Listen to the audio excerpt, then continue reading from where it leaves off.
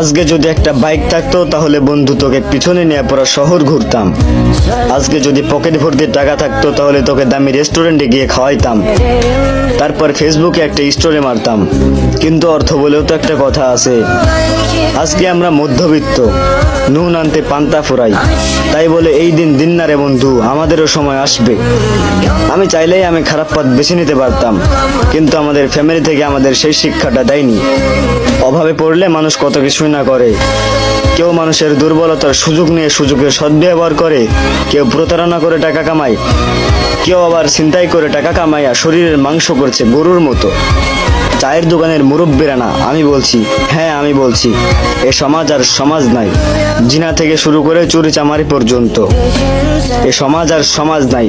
এই জন্য হয়ে গেছে কুকুরের আড্ডাখানা। তাই আজ আমার পকেট খালি বলে আফসোস করিস না বন্ধু।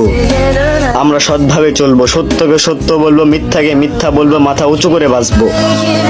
আমাদেরও সময় আসবে, সেই দিন যেই দিন আমার পিছনে বাইক থাকবে, পকেট ভর্তি টাকা থাকবে, মানুষ দেখলে সালাম দিবে।